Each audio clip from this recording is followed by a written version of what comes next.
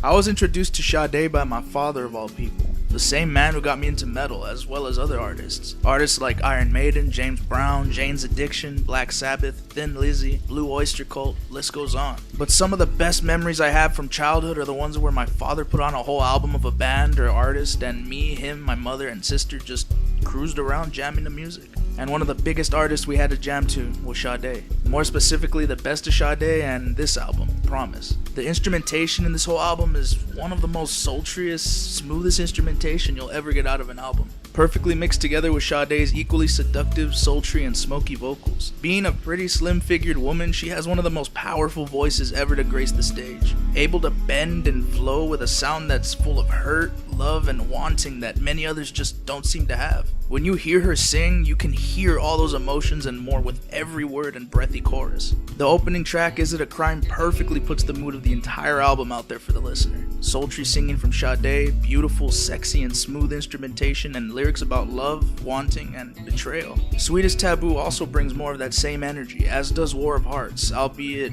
War of Hearts has this more angry love feel to it. She and her lover know how to hurt each other and have more hurt to give, but each one of them just doesn't have it in them to pull the trigger of these loaded and ready to fire accusations and arguments. Such a passion-filled track about hurting each other in a relationship, but wanting nothing more than for all the fighting to stop. Just as the title suggests, a full-on War of Hearts. You're Not the Man is another great track that shows just how Sade could go from being the one who loves someone unconditionally and wholly to being the one who just says you're a fucking loser and a disgrace of a man. But done in a way that's so beautiful and with a hint of sadness for the lost love. She sings about the man not being the person she first met and fell in love with, and that's what's so sad about this song. You totally feel for Sade, and her vocals on this don't make it any easier to hear. She sounds so hurt and ashamed.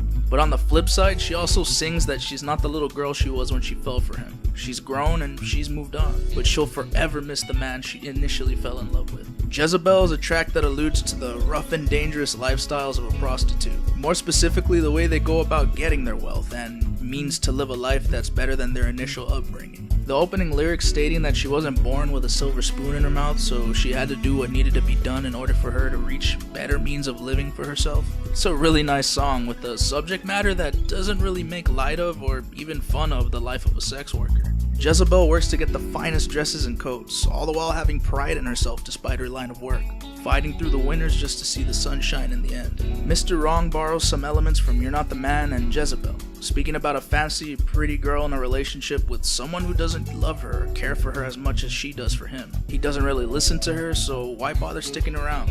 Run away and show him how strong you really are.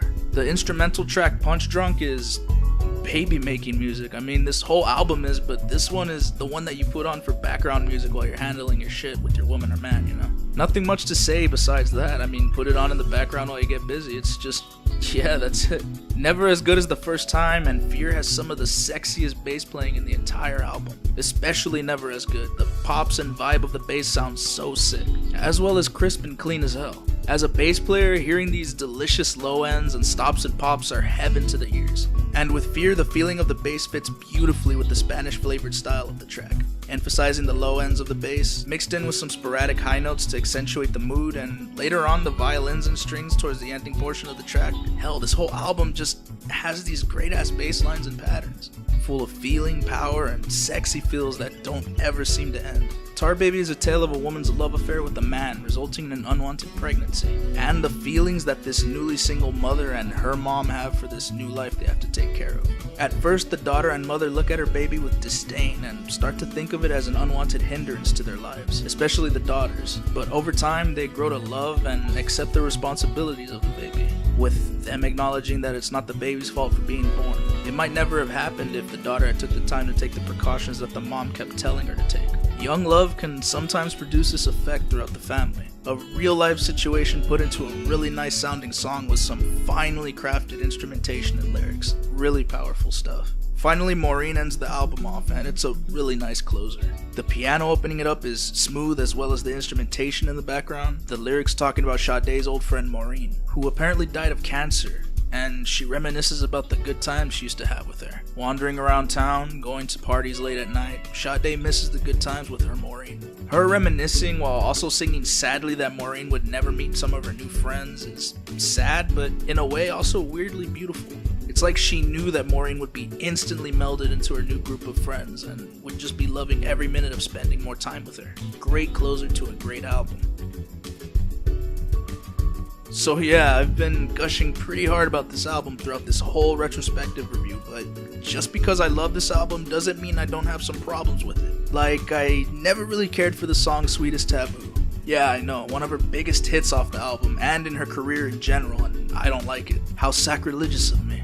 Also never as good as the first time. Yep, I know, fuck me, right? They just seemed too, I don't know, high energy compared to the rest of the tracks on that album. I mean, compare them to the slower, more moody previous tracks like Is It a Crime, War of Hearts, You're Not the Man, Jezebel. Each one of those are slow jams that capture the essence of the album, while Sweetest, Taboo and Never As Good As the First Time feel more energetic and loose. I don't know, man, it's really hard to explain, but it's just my opinion. I don't hate the hell out of these songs or anything, it's just that I never really cared for them in the context of the album, especially Sweetest, Taboo. But I really like the instrumentation on Never As Good As the First Time. The poppy bass, synthy keys, and Sade's vocals riding the beat beautifully. Yeah, but still, sorry.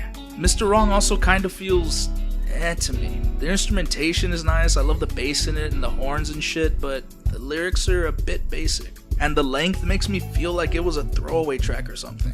It's the shortest track on this whole thing with just 2 minutes and 52 seconds, while every other song is usually about 4 to 5 minutes long, each with its own feel and story, but this one just feels too basic.